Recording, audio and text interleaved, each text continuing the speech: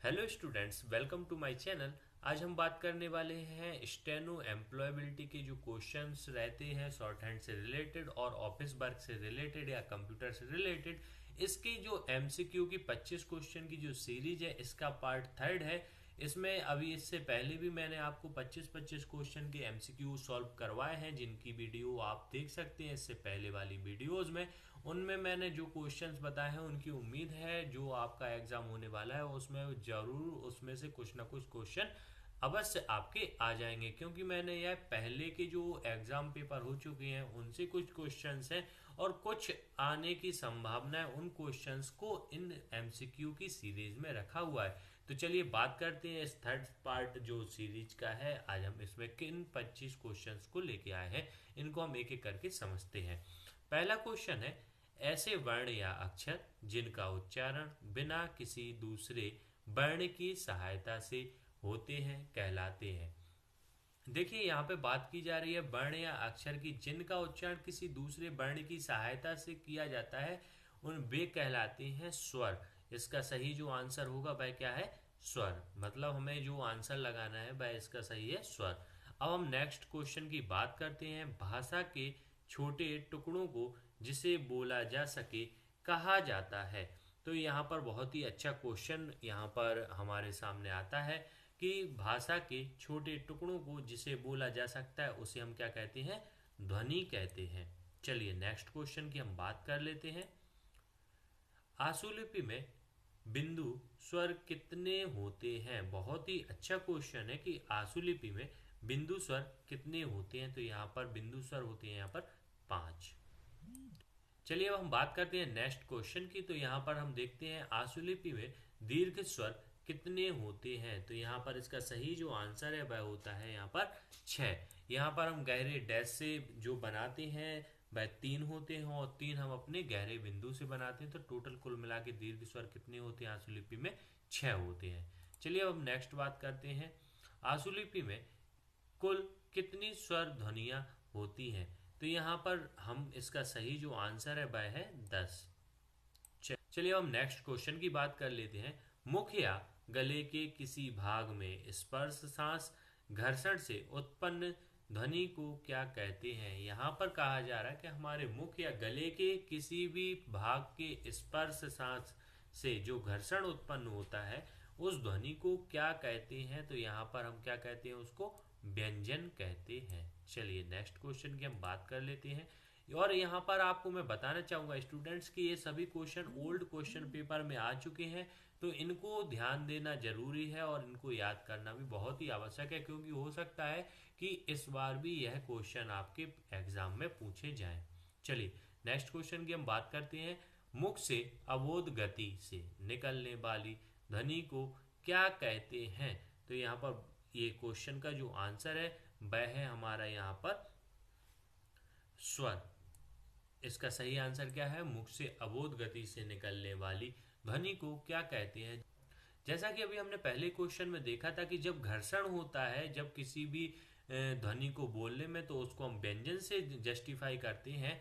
बिल्कुल ऐसे ही मुख से अबोध गति से मतलब कोई भी घर्षण जब उत्पन्न नहीं होता है तो उसके लिए फिर क्या होती है? वह ध्वनि स्वर कहलाती है। चलिए अब हम नेक्स्ट क्वेश्चन की बात कर लेते हैं। शब्द के अंत में स्वर हो तो किस प्रकार की रेखा लिखी जाती है? तो यहाँ पर जब भी हमने आउटलाइन बनाई है तो और थ्योरी भी इसकी देखी है, तो जब भी क्या होता है कि अंत में स्वर आ जाए तो हम शब्द को क्या करते हैं? पूरा लिखते हैं। मतलब यहाँ पर जैसे हमने कोई भी शब्द है, लास्ट में उसकी जो वर्ण आएगा, यदि वह ऐसा है कि जिसमें कोई भी अंत में स्वर नहीं है, जैसे ती है, बड़ा ता है या तू है, ऐसा कोई शब्द है, तो फिर वहां पर हम उस शब्द का सिर्फ थोड़ा सा उसको जस्टिफाई नहीं करेंगे, संक्षिप्त रूप नहीं लिखेंगे, उसका हम क्या करेंगे? यहाँ पर पूरा उसका लास्ट का अंतिम शब्द लिखते हैं। चलिए अब नेक्स्ट क्वेश्चन की हम बात कर लेते हैं। गले में रुकावट के कारण पैदा होने वाली ध्वनि को क्या कहते हैं? जैसा कि अभी हमने इससे पहले क्वेश्चन देखा कि वहां पर घर्षण की बात कही गई थी और यहाँ पे क्या बात कही जा रही है? रुकावट की। कि यहाँ पर गले में रुकावट होने से, तो घर्षण होना या गले में रुकावट होना कोई भी शब्द को बोलते समय या ध्वनि को उच्चारित करते समय, तो वह सभी व्यंजन ही कहलाते हैं। चलिए अब नेक्स्ट क्वेश्चन की हम बात कर लेते हैं। रेखाओं से पहले आने वाले स्वरों को क्या कहते हैं? यहाँ पर बहुत ही अच्छा क्वेश्चन है कि रेखाओं से पहले आने वाले स्वरों को क्या कहते हैं? तो इसका सही आंसर है पूर्ववर्ती स्वर। मतलब पूर्व में, रेखाओं के पूर्व में आने वाले स्वरों को क्या कहते हैं? पूर्ववर्ती स्वर। चलिए अब नेक्स्ट क्वेश्चन की हम बात करते हैं। स्वर स्थानों की गणना रेखा के किस स्थान से की जाती है? जैसा कि अभी हमने इसके पिछली जो हमारी वीडियो थी उसमें भी हमने ऐसा ही लगभग कुछ क्वेश्चन देखा था। तो इसका सही आंसर है आरंभ से। मतलब स्वर स्थानों की गणना रेखा के किस स्थान से की जाती है? तो रेखा के आरंभ स्थान से की जाती है स्वर की गणना। तो इसका सही आंसर है आरंभ। यह 2017 और 2016 में एनसीईआरटी में क्वेश्चन पूछा जा चुका है, इसलिए हम मान सकते हैं कि यह बहुत ही ज़्यादा मोस्ट इम्पॉर्टेंट हो जाता है एग्जाम की दृष्टि से। चलिए हम नेक्स्ट क्वेश्चन की बात करते हैं। नेक्स्ट क्वेश्चन की बात करने से पहले मैं स्टूडेंट्स आपसे कहना चाहता हूं कि यदि आपको वीडियो पसंद आती है तो इसको लाइक कीजिए, अधिक से अधिक शेयर कीजिए, और आपको वीडियो कैसी लगी है, आपको पसंद नहीं आई तो इसका भी कमेंट कीजिए आप। और यदि आपको पसंद आई है तो इसमें क्या आपको पसंद आया इसके बारे में भी अपनी अभिव्यक्ति जरूर दीजिए, ताकि मैं प्रेरित हो सकूं आपको और अच्छे से पढ़ाने में। चलिए अब हम इस क्वेश्चन को देखते हैं।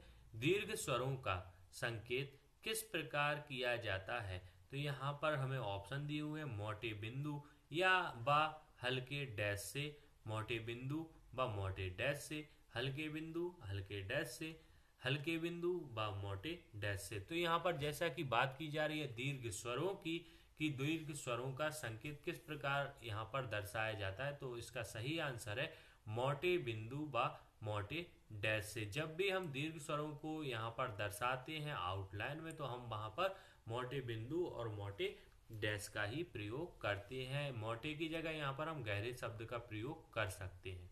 चलिए नेक्स्ट क्वेश्चन की हम बात करते हैं।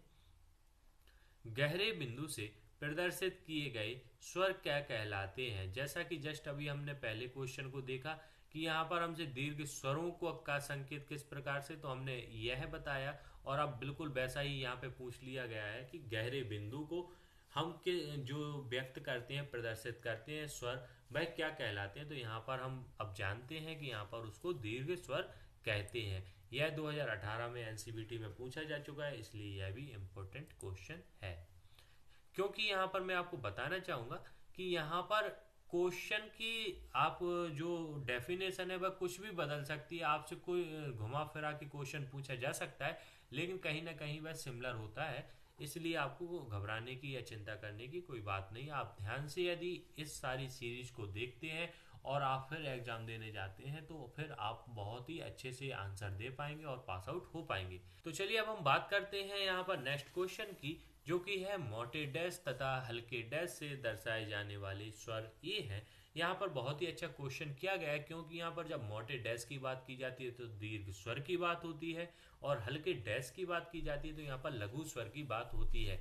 इस क्वेश्चन में हमें कुछ यहाँ पर ऑप्शन दिए गए हैं, जहाँ पर हमें दीर्घ स्वर और लघु स्वर दोनों के यहाँ पर हमें स्वर दिए हुए हैं, हमें इनमें से सही को पहचानना है। तो यहाँ पर जो फर्स्ट है ए ई आ ए ई, और यहाँ पर बी है ई उ आ, और यहाँ पर हमें जो सी दिया गया है इसमें हमें स्पष्ट यहाँ पर समझ में आता है कि उ ओ और अ यहाँ पर दीर्घ स्वर है, और उ और आ यहाँ पर लघु स्वर है। इसलिए इसका सही जो आंसर होगा वह क्या होगा? सी होगा, क्योंकि यहाँ पर हमें दीर्घ स्वर और लघु स्वर दोनों प्रकार के हमें दिए गए हैं। क्योंकि हम मोटे डैश से उ ओ और ओ को दर्शाते हैं, इनके स्थान में परिवर्तन होता रहता है। उसके बाद जब हम लघु स्वर या हल्के डैश की बात करते हैं तो उसके लिए हम उ और आ को यहाँ पर दर्शाते हैं। चलिए अब हम नेक्स्ट क्वेश्चन की बात करते हैं। यह इंपॉर्टेंट है क्योंकि यहाँ पर 2019 में यह भी क्वेश्चन पूछा जा चुका है। चलिए बात करते हैं नेक्स्ट क्वेश्चन की। शब्द के अंत में स्वर हो तो अंतिम अंकुश का प्रयोग किया जाता है। यहाँ पर स्पष्ट बताया जा रहा है कि जब शब्द के अंत में स्वर हो, जैसा कि अभी हमने पहले क्वेश्चन की बात कही थी कि उसमें हम किस प्रकार से पूरा आउटलाइन बनाएंगे किसी भी वर्ण की या नहीं, तो यहाँ पर सेम बिल्कुल वैसी ही बात है। क्योंकि जब यदि अंत में स्वर नहीं आता है तो फिर हम अंकुश लगाते हैं किसी भी वर्ण का यहाँ पर। लेकिन अब यहाँ पर स्वर की बात की जा रही है कि अंत में यदि स्वर आता है तो हमें किस प्रकार से अंकुश लगाना चाहिए या नहीं, तो इसका सही आंसर है नहीं। मतलब यदि किसी भी आउटलाइन को बनाते समय आशुलिपि में अंत में यदि किसी शब्द के स्वर आता है तो हमें फिर अंकुश का प्रयोग नहीं करना है, हमें उस वर्ण को पूरा ही लिखना चाहिए। इसलिए इसका सही आंसर जो होगा वह नहीं होगा, मतलब हमें यूज नहीं करना है। चलिए अब हम बात करते हैं नेक्स्ट क्वेश्चन की। आशुलिपि में पूर्ण विराम के लिए का प्रयोग किया जाता है।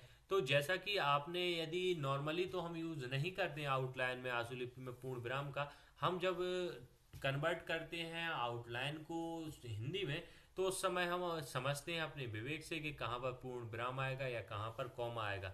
लेकिन चूंकि यहाँ पर क्वेश्चन पूछा जाता है तो इसके लिए हम संकेत के लिए क्या करते हैं, यहाँ पर जहाँ भी पूर्ण विराम लगता है या हमें डिक्टेशन में बोला जाता है तो वहां पर हम क्रॉस का यूज करते हैं। तो जो इसका सही आंसर है वह है यहाँ पर, इसका यूज कर देते हैं हम क्रॉस का, मतलब सी। आशुलिपि में जैसे ही पूर्ण विराम डिक्टेशन में यदि डिक्टेट होता है तो हमें वहां पर क्रॉस का यूज करना चाहिए। हम नेक्स्ट क्वेश्चन की बात करते हैं। भाषा में बार बार प्रयोग होने वाले जिन शब्दों को एक व्यंजन रेखा द्वारा प्रकट किया जाता है उसे कहते हैं। तो जब भी ऐसे कोई शब्द आते हैं जिनका बार बार प्रयोग होता है और हम व्यंजन रेखा के द्वारा उसको प्रकट करते हैं तो ऐसे शब्दों को हम क्या कहते हैं, शब्दाक्षर। ठीक है ना, इसका सही आंसर जो है वह है शब्दाक्षर। चलिए अब नेक्स्ट हम क्वेश्चन की बात करते हैं। शब्दाक्षरों को लिखा जाता है। यहाँ पर बहुत ही अच्छा क्वेश्चन किया गया है कि शब्दाक्षरों को लिखा जाता है। तो यहाँ पर मैं आपको बताना चाहूंगा कोई स्थान ऐसा निश्चित नहीं है, जैसी कंडीशन होती है उस हिसाब से लिखा जाता है। तो आधार रेखा से ऊपर भी लिखा जा सकता है, आधार रेखा पर भी लिखा जा सकता है, आधार रेखा को काटते हुए भी। मतलब इसका जो सही आंसर होगा वह होगा उपर्युक्त सभी। मतलब हम तीनों प्रकार से इसको हम लिख सकते हैं शब्दाक्षरों को। ठीक है ना। अब इसके बाद नेक्स्ट क्वेश्चन की हम बात करते हैं। जब किसी शब्द में एक मात्रा और दो स्वर एक साथ आते हैं तो उसे कहते हैं। जब भी हमारे किसी भी शब्द में एक मात्रा और दो स्वर एक साथ में यहाँ पर हमें आते हैं तो उसको हम क्या कहते हैं, त्रिस्वर कहते हैं। इसका सही जो आंसर होगा वह क्या होगा, त्रिस्वर। अब हम नेक्स्ट क्वेश्चन की बात करते हैं। हिंदी आशुलिपि में द्विस्वर चिन्हों को प्रकट करने के लिए कितने चिन्ह बनाए जाते हैं, तो इसका जो सही आंसर है वह है 3।